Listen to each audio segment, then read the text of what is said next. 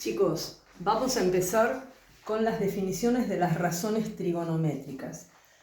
Vamos a dejar esto en claro. Las razones trigonométricas se definen en un triángulo rectángulo, ¿sí? En ningún otro triángulo que no sea rectángulo. Otra cosa que tenemos que tener en clara. Yo tengo un triángulo, que en este caso es rectángulo en A. Enfrente del ángulo A está el lado que se llama de la misma manera. Enfrente del ángulo B está el lado que se llama de la misma manera. Enfrente de C está el lado C. Si yo no tengo eso en cuenta, voy a tener conflicto cuando resuelva problemas, ¿sí? Mientras que me den todos los valores no voy a tener conflicto, pero cuando resuelva problemas esto lo tengo que tener en claro. El ángulo recto forma al cateto, puede ser cateto menor, cateto mayor, no importa. Cateto a un lado y cateto a otro lado. Enfrente del ángulo recto siempre está la hipotenusa. Eso es en cualquier triángulo, aunque me lo den vuelta de lugar. Muy bien. Vinculando las razones trigonométricas es que tenemos definidas las 6 funciones. Fíjense, el seno de alfa que se simboliza así, va a ser las definiciones cateto opuesto sobre hipotenusa. En nuestro caso, ¿quién es alfa? Y no sé, porque no lo escribimos acá. Bueno, vamos a suponer entonces que nuestro ángulo alfa es este que está acá. Para ese ángulo alfa, este cateto es el opuesto. Este está al lado, por lo tanto se llama adyacente. Y la hipotenusa siempre es hipotenusa.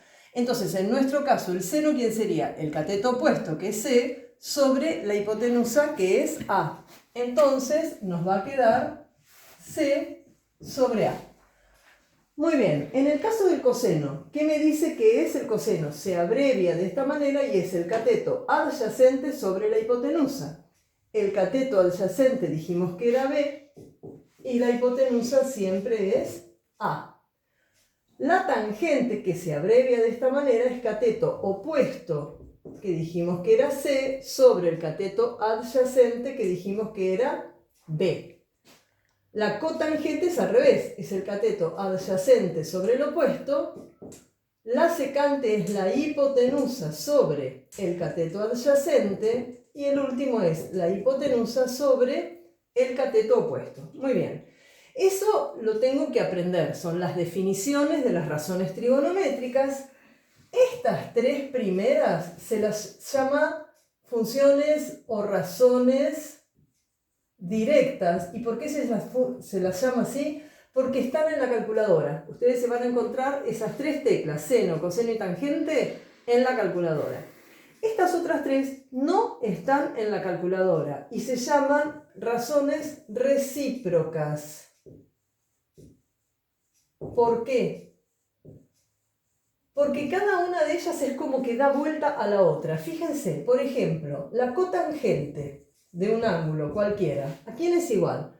Al adyacente sobre el opuesto. Miren, es exactamente la tangente dada vuelta. Entonces yo puedo pensar que es la que invierte o da vuelta los valores de la tangente.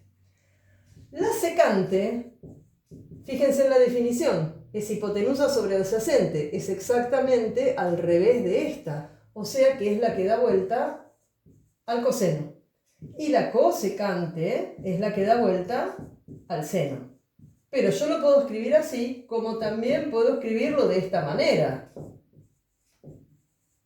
En eso no hay una única forma de escritura. Yo las puedo escribir como más me guste. Lo que tengo que tener en cuenta es que una es la recíproca de la otra. O sea, una da vuelta los valores de la otra.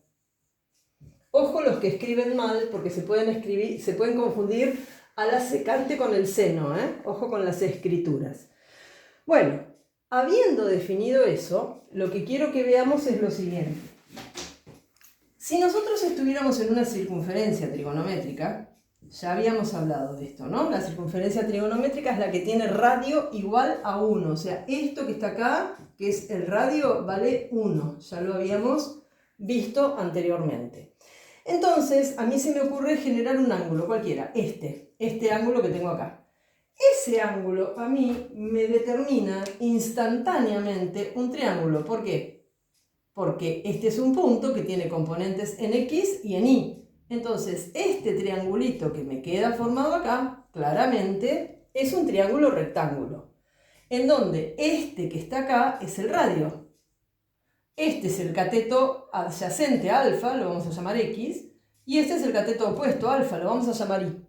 Y entonces miren lo que nos pasa ahora con este triángulo en la circunferencia trigonométrica. Si quiero definir al seno de alfa, ¿qué dijimos que era? Cateto opuesto, que en este caso es Y, sobre la hipotenusa, que en este caso es R. ¿Pero qué nos pasa? La hipotenusa dijimos que valía 1. Entonces, este es el valor directamente de Y. Quiere decir que cuando estoy en un triángulo rectángulo adentro de una circunferencia trigonométrica, este valor, que sería el cateto opuesto, directamente representa al seno de alfa. Miren lo que nos pasa ahora con el coseno de alfa. Yo que estoy diciendo por definición que el coseno es el cateto adyacente sobre la hipotenusa, pero la hipotenusa vale 1, o sea que me queda directamente X. Quiere decir que si yo estoy en la circunferencia, este segmentito de acá, que es el cateto adyacente al ángulo alfa, representa directamente al coseno de alfa. ¿Para qué nos va a servir todo esto? Porque esto nos lleva a una condición fundamental. Ustedes saben que por el teorema de Pitágoras, la hipotenusa al cuadrado es la suma de los catetos al cuadrado. Muy bien, la hipotenusa en nuestra circunferencia vale 1. 1 al cuadrado es 1. X representa el coseno e Y representa el seno. Y esta, perdón, me equivoqué, ahí va un cuadrado, es lo que se llama la relación fundamental de la trigonometría o relación pitagórica, la que me dice que el seno al cuadrado de un ángulo más el coseno al cuadrado de ese mismo ángulo siempre valen 1. Bueno, y eso me va a dar lugar a un montón de otras cosas.